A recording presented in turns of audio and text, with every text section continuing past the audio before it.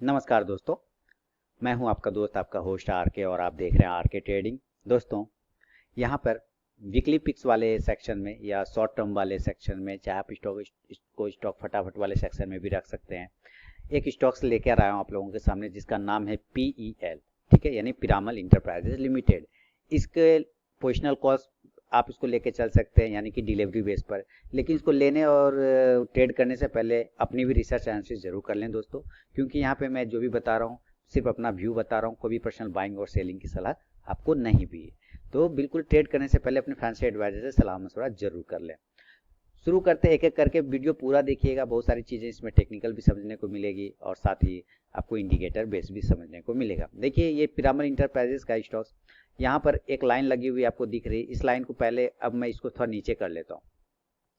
जब पिरामल इंटरप्राइजेस के पास ये लाइन लगी हुई थी, इसका मतलब ये प्राइस इसका काफ़ी इंपॉर्टेंट सपोर्ट प्राइस था। उसके बाद इसने इसको ब्रेक करके एक नीचे का सपोर्ट प्राइस को डेवलप किया था, जो कि लगभग 1300 के आसपास का आ रहा है। इसके लेवल में आपको सारे बताऊंगे कि कहाँ पे आपको एंट्री बनाना है, किस बेस पे एंट्री बनाना है। उसके बाद ये स्टॉक्स ने काफ़ी अच्छा डाउनफॉल दिखाया है दोस्तों, काफ़ी बेहतरीन। मार्केट के साथ साथ ये भी काफ़ी अच्छा डाउनफॉल दिखाया। देखिए, कंटिन्यू इसी ने डाउनफॉल स्टार्ट किया और वहाँ डाउन आने के बाद लगभग 23 मार्च के आसपास, यानी मार्च महीने में 23 मार्च के आसपास इसने एक लो लगाया 600 रुपये का। बहुत ही लो जो है अपना बनाया इसने, क्योंकि ये लो जो है ना इसका बहुत ही पुराना लो है।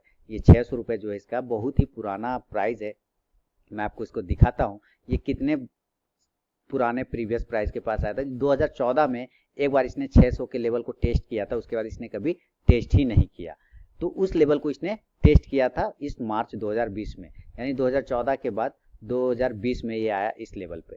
उसके बाद अब देखिए, वीकली बेस पे तो आपको मैंने दिखाया कि कितना पुराना प्राइस पर है।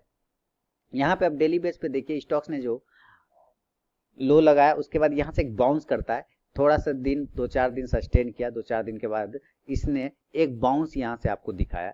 एक बाउंस दिखाने के बाद फिर दोबारा उस लेवल को उसने कभी टेस्ट नहीं किया। ये इंपॉर्टेंट चीज़ है कि दोबारा उस लेवल को उसने टेस्ट कभी नहीं किया।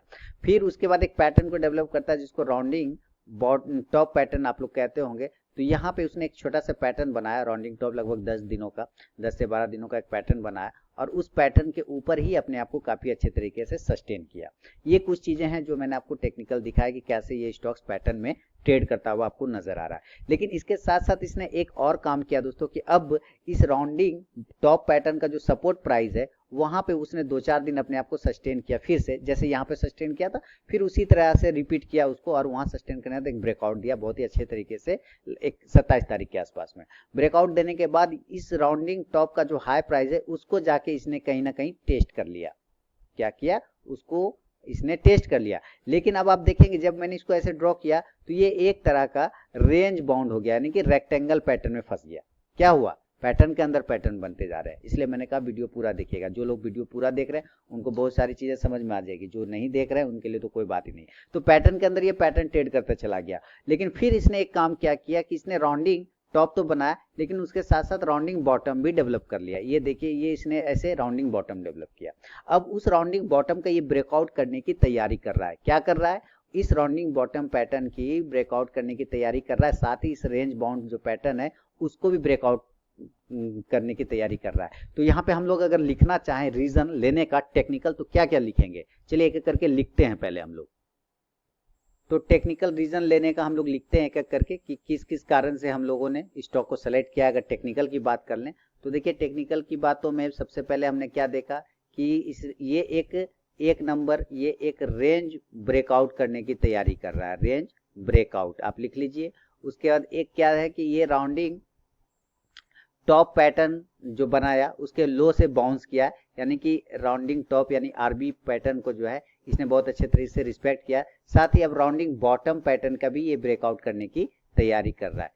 ये राउंडिंग टॉप होगा, ये आरटी होगा, ये आरटी राउंडिंग टॉप। अब ये राउंडिंग बॉटम पैटर्न का भी ब्रेकआउट करने की तैयारी कर रहा है, यानी कि डेली के चार्ट पे आपको रेंज ब्रेकआउट, राउंडिंग टॉप और राउंडिंग बॉटम दोनों ही पैटर्न मिल गए और उसके ब्रेकआउट की तैयारी कर रहा है। और वॉल्यूम भी खराब नहीं है इस बंदे को, वॉल्यूम भी बहुत अच्छे तरीके से ये ट्रेड करता हुआ दिख रहा है। ये डेली के चार्ट पे है। तो डेली के चार्ट पे कुछ रीजन हमने वैलिड रीजन ढूंढ लिए। अब उसके बाद हम जरा इसको वीकली चार्ट पे लेके आते हैं। देखिए, अब वीकली चार्ट पे आप देखेंगे तो शानदार लगेगा वीकली चार्ट। चलिए वीकली चार्ट आते हैं। देखिए वीकली चार्ट पे क्या दिख रहा है कि क्या जबरदस्त बहुत ही अच्छे तरीके से अपने पुराने रेजिस्टेंस लेवल को ब्रेक करने की, साथ ही सस्टेन करने की कोशिश कर रहा है पिरामल इंटरप्राइजेज लिमिटेड। यानी वीकली चार्ट भी इसका शानदार है। आप देखिए वीकली चार्ट पे भी इसने एक छोटा सा बॉक्स बनाया था, लगभग एक सप्ताह, 2, 3, 4 यानी कि 1.5 महीने का एक रेंज बना था। उस 1.5 महीने के रेंज को ब्रेक करने की ये कोशिश करता हुआ पिरामल इंटरप्राइजेज वीकली के चार्ट पे भी नजर आ रहा है। तो डेली के चार्ट पे भी आपको 2-3 रीजन, वैलिड रीजन बताया मैंने। ये हुए टेक्निकल। इंडिकेटर बेस की बात कर लें तो देखिए यहाँ पे 9 डेज और 26 डे मूविंग एवरेज के ऊपर ये स्टॉक ट्रेड करता रह रहा है। क्या है? 9 डेज और 26। ये जो पर्पल लाइन है ये 9 डेज है और जो ब्लू लाइन है वो 26 डे का एक्सपोनेंशियल मूविंग एवरेज है। ये दोनों मूविंग एवरेज के ऊपर ये स्टॉक ट्रेड कर रहा है, ये भी वैलिड रीजन है। अगर आप MACD फॉलो करते तो ये लीजिए, आपके सामने MACD भी मैं ले आया।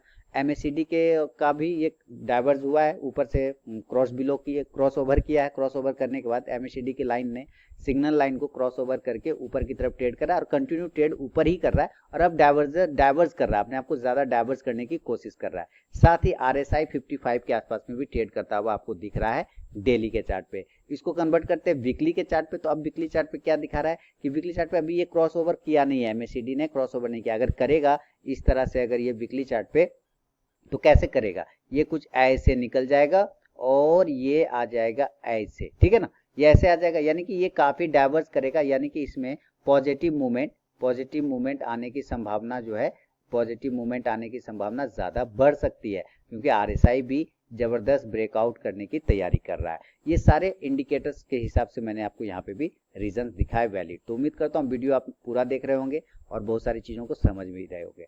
तो अब बात करते हैं हम लोग इसका लेवल की। अब हम लोग इसको बात कर लेते हैं कि किस लेवल पे बाय करना है। फिर मैं बता रहा हूँ क्लोजिंग बेसिस 3:20 के बाद। क्लोजिंग बेसिस किसको कहते हैं? 3:20 के बाद हम लोगों को डिलीवरी लेके जाना होता है। पोजीशन हम इंट्राडे में ही बनाते हैं, पोजीशन हम लोग इंट्राडे में ही बनाते हैं, मतलब 9:15, 9:20, 30, 10 बजे दिन में किसी भी वक्त पोजीशन बना लीजिए। अगर स्टॉक उस प्राइस के पास या ऊपर नीचे चल रहा है तो कोई दिक्कत नहीं, लेकिन वो इंट्राडे का पोजीशन होगा। डिलीवरी में कन्वर्ट हम तब तक नहीं करेंगे जब तक कि 3:20 से लेके 3:28, 27 मिनट इसके बीच में बताए हुए लेवल के ऊपर अगर स्टॉक नहीं रहता है तो हम लोग डिलीवरी नहीं लेके जाते हैं, कट करके बाहर आ जाते हैं। ठीक है, अब समझ में आ गया डिलीवरी का मतलब, क्लोजिंग बेसिस का मतलब। तो ये सारी चीजें, तो इसका लेवल मैं लिख देता हूं कि अगर पिरामल इंटरप्राइजेस को दोस्तों हम लोगों को बाय करना है, पिरामल इंटरप्राइजेस को डिलीवरी लेके अगर हम लोग जाएंगे तो किस प्राइस पे लेके जाएंगे, तो मैं यहाँ पे लिख देता हूँ डिलीवरी के लिए ऑन क्लोजिंग बेसिस। याद रखिएगा 995 रुपए से 1000 के बीच में अगर ये स्टॉक आपको मिलता है, 995 रुपए से लेके 1000 के बीच में, मान लेता हूँ 995 या 1000 के बीच में आपको मिला भी सुबह के 10 बजे या 9:30 बजे आपने पोजीशन बना लिया, लेकिन 3:20 के बाद ये 990 आ गया, ठीक है, या 990 आ गया, हम नहीं ले जाएंगे डिलीवरी, हम छोड़ देंगे, कट कर देंगे, बाहर निकल जाएंगे। जिस दिन इसके ऊपर ही रहेगा उसी दिन डिलीवरी लेके जाएंगे। समझ में आ गई बात? तो 995 से लेके 1000 का रेंज है, ये बीच में अगर आपको मिलता है स्टॉक तो जरूर डिलीवरी लेके हम लोग जा सकते हैं। और स्टॉप लॉस सबसे पहले हम लोग बिना स्टॉप लॉस के तो ट्रेड ही नहीं करेंगे, स्टॉप लॉस हम लोग लगाएंगे 960 रुपए का। 960 रुपए का हमारा स्टॉप लॉस होगा और वो भी क्लोजिंग बेसिस पर ही होगा। क्लोजिंग बेसिस मतलब टच करके, अगर क्लोजिंग टच करके स्टॉक वापस ऊपर चला गया तो वो फॉल्स माना जाएगा। इसके नीचे जब तक क्लोज ना कर दे 960 के नीचे वैलिड नहीं होगा। तो स्टॉप लॉस 960 का लगाएंगे, प्राइस हमारा 995 से लेके 1000 के बीच का होगा, स्टॉप लॉस 960 का लगाएंगे। और टारगेट जो हमारा होगा दोस्तों इस कंडीशन में, हमारे पास एक बड़ा टारगेट है, इसके लिए मैं इसको लंबा टारगेट के लिए देख पा रहा हूँ। इसका फाइनल टारगेट सीधे 1150 रुपए का, यानी कि 1150 रुपए का। रिस्क कितने का है? 40 रुपए का। रिस्क कितने रुपए का? 40 रुपए का, लेकिन रिवॉर्ड 150 रुपए का है। कितने का है? 40 पॉइंट का रिस्क है, रिवॉर्ड 150 पॉइंट का है। तो रिस्क रिवॉर्ड रेशियो इसमें बहुत ही अच्छा मिल रहा है, रिस्क रिवॉर्ड रेशियो जो है बहुत ही अच्छा मिल रहा है पिरामल इंटरप्राइजेज में दोस्तों। तो ये भी एक स्टॉक फटाफट वाले सेक्शन में मैं लेके आया हूँ। आप इसको अगर चाहें तो अपने रिसर्च एनालिसिस करके आप अपनी भी ट्रेड देख सकते हैं इसमें। और अगर मेरा वीडियो एनालिसिस पसंद आता है दोस्तों तो अपना इंपॉर्टेंट फीडबैक कमेंट सेक्शन में देना बिल्कुल ना भूलें, आपके कमेंट का इंतजार रहेगा। मिलता हूं दोस्तों अब नए वीडियो में, तब तक के लिए बहुत बहुत धन्यवाद।